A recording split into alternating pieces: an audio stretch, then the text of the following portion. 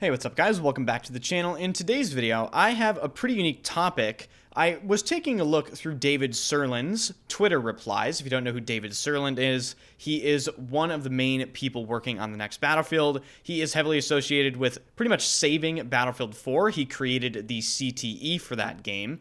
And since I spoke to him very briefly recently in a very surprise appearance from him in my Twitch chat, I figured I would see what else he's saying, and I came across a really interesting reply from him that I'm basing the topic of this video off of. So without further ado, hit the like button, subscribe to the channel, and check out all my streams. First link in the description. I stream every single day. Also be sure to join the Discord, ladies and gentlemen. That link is also in the description. So the reply from David Sirlin was to this tweet right here, and this person says, "Hey Tigger, I'm afraid of the physics of upcoming Battlefield, especially the flying vehicles in Battlefield 2042. It was very bad, as if it were a phone game and there was no realism. Do the flying developers at DICE know about this?" And by the flying developers, I assume he means the vehicle developers. David Sirlin replied to him saying, "We are pretty well informed of what things were not appreciated in the last one, the one before and the other lot. We are looking to find the best possible cherry pick strategy for each area. You'll have to play to see what I mean." This is an awesome reply from David Sirlin. What he's saying is, he is looking to cherry pick the best aspects from every single Battlefield game in every category and combine them into one for the next game. Now, obviously, that hinges on a lot of people correctly deciding what the actual best aspects are from each of those games. What I mean by that is, they kind of have to choose the right stuff, right? Because they could take a look at BF5 and they could look at what the best things are from that game, and they could mistakenly identify attrition as one of the best aspects. So I just hope they pick the actual correct things. And building off of this cherry-picking idea from Tigger, I thought it would be fun for me to cherry-pick my perfect Battlefield game and present it to you in this video, and I would love for you guys to do the exact same thing in the comment section down below. I assume a lot of you will have a lot of interesting takes. So what I did is I brought up a notepad and I wrote down all of the categories of things that I want to pick from the next Battlefield games. Let's start with the maps. So for the maps, in my opinion, the best maps in Battlefield history are located in Battlefield 3 and also in Battlefield 1. Whatever sort of map design philosophy they had in Battlefield 3 and Battlefield 1, it worked extremely well, and I would be extremely satisfied to see that style of map design be executed in the next Battlefield game. You know, there are highlights such as Achi Baba from Battlefield 1, Grand Bazaar from Battlefield 3, just franchise classic maps that are incredible, and I hope they can replicate that in the next game. Then I decided to go down the list with destruction, because destruction sort of goes hand in hand with the maps, and me personally, I enjoyed Battlefield 3 and 4 destruction the most, because it wasn't completely overboard. A lot of people want the destruction to be kind of ridiculous. They just want to flatten structures, and I think that destroys the entire playability of the game. And we saw that happen in real time in Battlefield 5. Those of you that played that game will know that you can actually flatten entire structures, making the map design horrible. And I think the best route to take destruction in is you have to have some compromises, right? You can make the destruction look visually incredibly impressive, but that doesn't mean you have to flatten structures to do so.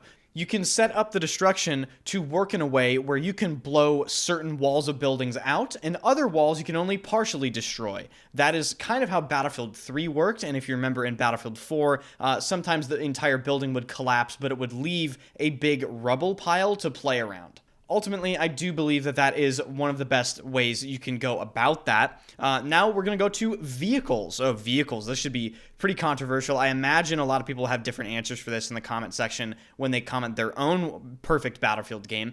But for vehicle design, in my opinion, no game touches Battlefield 4's vehicle design and mechanics and just the way they were executed to this day.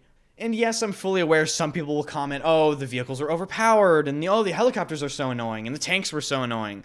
I disagree. I think the vehicle versus infantry balance in that game was really well done, And I think a lot of the complaints about Battlefield 4's vehicles just come from how high the skill ceiling is for Battlefield 4 vehicles. People can get unbelievably good, and obviously it doesn't feel great to play against some sort of god-tier helicopter pilot, but at the same time, you know, if you played a situation correctly, you could heavily hinder and even kill those players, obviously, if you played correctly using, you know, the correct AA and positioning and all that sort of thing.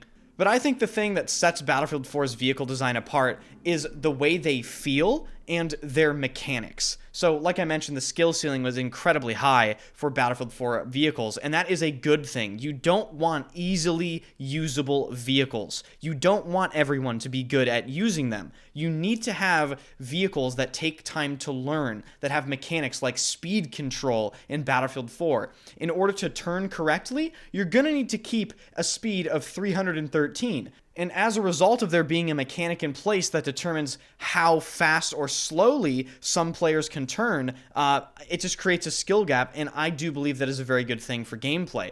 And of course, you can debate in the comments section all you want about nerfing or buffing certain aspects of those vehicles. I'm totally open to some changes regarding, you know, maybe some damage or just the way some things work with the vehicles. But in general, I think just the platform, the starting point of Battlefield 4 vehicles is a great place to start. Now that we have the vehicles out of the way, let's touch on the movement. I always find it funny that when I discuss Battlefield movement in my videos, because a lot of people just seem to think that I just want to make Battlefield this sort of slip and slide experience. But I think those people don't realize that Battlefield has always had fast-paced movement. Even stretching back all the way to Battlefield 2. Like, guys, you could dolphin dive in Battlefield 2. All right, I know some professional Battlefield 2 players or ex-pro Battlefield 2 players that would show you some gameplay of theirs that would change your entire perspective of how Battlefield movement is. But with that being said, Battlefield movement. So, what would I take? I would build upon Battlefield 4's movement, and I would add some elements from Battlefield 5. So I would take Battlefield 4's air strafing, I would take Battlefield 4's movement speed, I would take Battlefield 4's crouch spamming, I would take Battlefield 5's crouch running, which is a fan favorite thing that I know a lot of people want back. I would absolutely keep jump shotting, and I would absolutely add a slide to the game. Maybe not Battlefield 5's slide, maybe more akin to Battlefield 2042's slide, because I think having air strafing and all this sort of stuff plus Battlefield 5 slide would be way too much, and people would complain about it. So I think just a very, very basic slide that allows you to slide forward for a certain distance that sort of locks you into that direction would be just fine. And I'm fully aware some of my movement takes here won't be too popular in the comment section, but what a lot of people that don't like movement need to understand is that Battlefield has always had a movement skill gap. There is no Battlefield game that you can play that has this sort of weirdly slow milsim movement that some people claim Battlefield is known for. That has never existed, and that is rooted in delusion. So I do believe wholeheartedly that my movement suggestions for the next Battlefield game are actually rooted in the legacy of how Battlefield plays.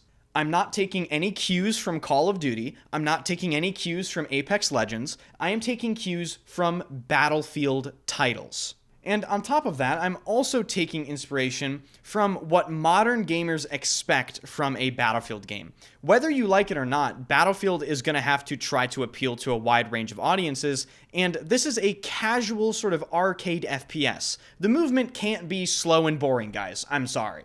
Now, with that big section out of the way, let's move on to what I think the next Battlefield's gunplay should be. So I think it's very simple. I think you take Battlefield 4's gunplay, you tighten up the spread so the weapons are slightly more accurate, and you completely and utterly remove suppression's effect on your weapon's accuracy. You make it a purely visual thing, which it has been for the past, I believe, 2 Battlefield games, or at least ever since Battlefield 5. Very simple, very straightforward. I think it would work phenomenally. And last but certainly not least for many of you, the atmosphere. What should the game sort of have, right? What's the aura? What's the feeling of the game? So I think they should take cues from obviously Battlefield 1 and Battlefield 3. For me personally, when I think of Battlefield 3 and when I remember playing the game, Battlefield 3 had its own sort of aura, its own atmosphere. You walk through maps like Tala Market, and it's like, dude, This is like I'm actually, in some sort of Middle Eastern spice bazaar. It just had some sort of crazy feel to it. They need to recreate that. And just for the sake of being complete, I'll rope the skin discussion in here to the atmosphere because that does affect it. In terms of skins, EA, if you're listening, please try to refrain from adding any skins that make people angry. Maybe don't put like a mage skin in the game like you did in Battlefield 5.